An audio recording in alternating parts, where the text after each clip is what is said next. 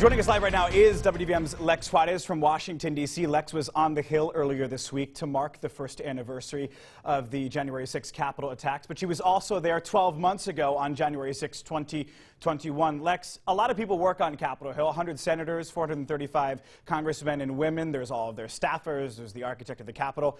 There's the Capitol police officers as well. It was a hectic day for all of them, but it was also a hectic day for the reporters who were trying to cover this day that nobody had ever really seen anything like it. Walk us through what you went through that day, what you saw, just a day in the life of a reporter during an insurrection. Yeah, Joseph, we all were prepared for some type of rally, for some, typical, I guess, breaking news coverage that day. I got up a little bit earlier and started working earlier that day, knowing that there was going to be something big that was going on, big story of the day.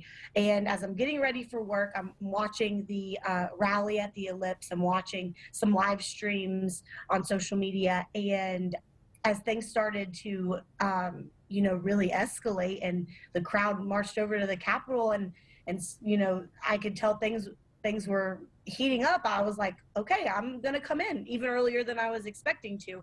And so lots of people were leaving work early that day.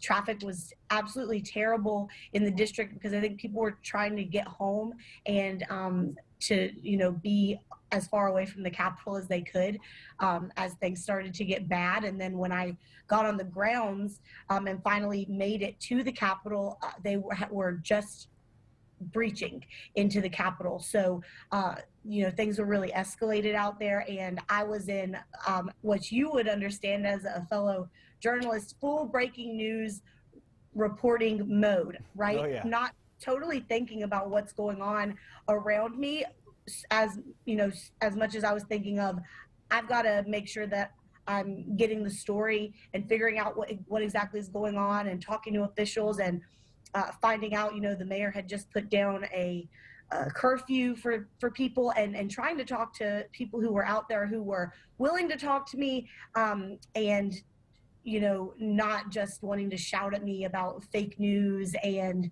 that kind of thing.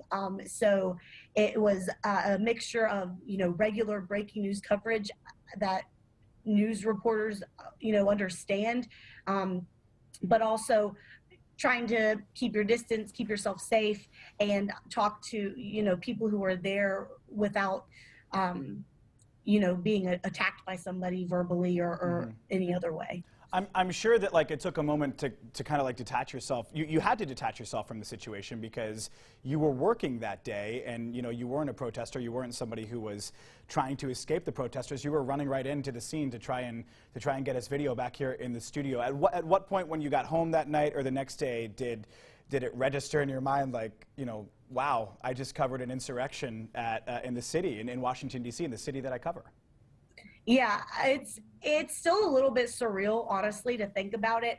I think that, for us, we're used to covering riots and protests and things that are heated and where emotions are really heightened. But covering what we saw on January 6th, that was so different, but yet in many ways had similarities to things that we're used to covering and being desensitized to.